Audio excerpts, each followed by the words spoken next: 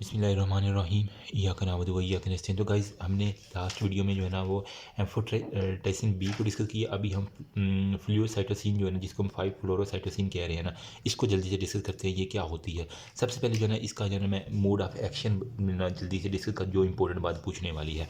इसने करना क्या है, क्लासिफिकेशन अगर आपने याद कर लिया तो मैंने कहा था कि ये न्यूक्लिक एसिड को ब्लॉक कर रहा है फ्लूओसाइटोसिन, ठीक है। तो आपने वही कहना है कि ये न्यूक्लिक एसिड जो है ना इसकी जो है ना वो ब्लॉकेज करवा रहा है। एक बात ये होगी। नेक्स्ट पे हमने क्या करना है कि जब न्यूक्लिक एसिड ब्लॉक होंगे हमारे पास ना डीएनए बनेगा और ना ही आरएनए बनेगा, ठीक है। डीएनए और आरएनए दोनों नहीं बनना तो क्या होगा, फंजाई ने वैसे मर जाना है।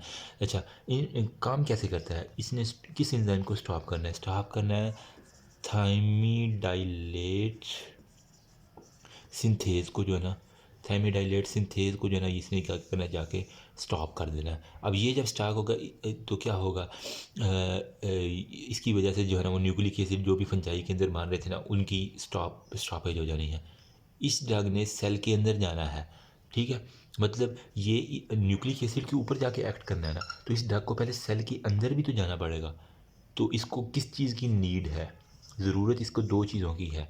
कौन कौन सी दो चीज़ें हैं, दो एंजाइम मतलब जो इसको अंदर लेके जाते हैं। एक होता है हमारे पास परमीएज, इस ड्रग को लेके परमीएज। नंबर सेकंड पे होता है डी अमाइनेज, ठीक है।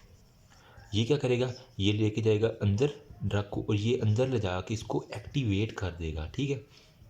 जल्दी मैं लिख रहा हूँ, ठीक है, अब से समझ लीजिएगा। ये परमीएज जो होता है ना उसको यहाँ से यहाँ तक लाएगा। जब यहाँ पे पहुँच गया, अब ये इनएक्टिव है तो इसको एक्टिवेट करने का डी अमाइनेज आ रहा है जो इस ड्रग को यहाँ पे एक्टिव कर देगा। फिर ये अपना एक्शन न्यूक्लिक एसिड को भी करके इसको टपाटप मार देगी, ठीक है।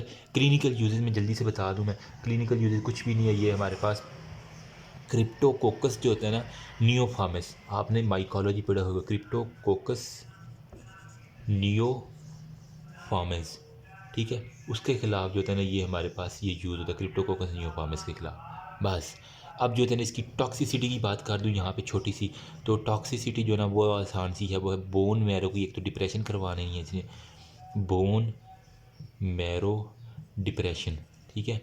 नंबर 1 पे ये, नंबर 2 पे हमारे पास एलोपेशिया, इसको गंजापन कहते हैं ना मेरे ख्याल में, ठीक है। और लीवर की जो है ना वो हमारे पास डिसफंक्शन, अगर ओवरडोज होगी तो वो डिसफंक्शन, लीवर डिसफंक्शन करवा सकता है। बहुत ये ना महंगा जो इसका हो गया। ये देखते हैं आप फ्लोरोसाइटोसिन में बेसिकली क्या है, 5 फ्लोरो यूरासिल जो होता है ना, ये इसका आप याद करेंगे। 5 फ्लोरोसाइटोसिन अगर आ रहे हैं तो यूरासिल हो जाएगा। ओरली जो है ना वो इफेक्टिव है, ठीक है। और बॉडी टिश्यू में वो बातें हैं। मोड ऑफ एक्शन के ऊपर आते हैं तो मैंने कहा था कि ये परमीएज एक होता है और हमारे पास होता है कौन सा, डी अमाइनेज, तो वही है। इसने जो एक लिखा हुआ है कहाँ पे परमीएज गया है, ये डी अमाइनेज हमारे पास हो गया और ये हमारे पास हो गया परमीएज, ठीक है। ये दोनों एंजाइम वो कह रहा है अगर मैमिलियन सेल में परमीएज और डी अमाइनेज रिड्यूस करते हैं, लॉन डिक्रीज करते हैं, एक्टिविटी है फंगल हो गया। 5 FC given with the amphotericin B होगा, triazole emergence of the resistance decrease हो जाती है, वही है इफेक्ट। मिला कर देंगे तो अच्छा इफेक्ट आएगा। क्लिनिकल यूजेज क्या है कि वो नैरो क्लिनिकल लिमिटेड होगा।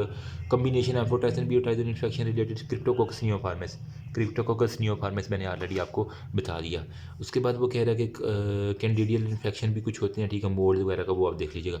बाकी इसकी अगर toxicity, alopecia, depression, bone marrow और रिवर्सिबल, इतने बड़े टॉपिक को मैंने इतनी सी बात के अंदर बता दिए। होप सो समझ आ गई होगी। If you have any query you can ask me. Thank you.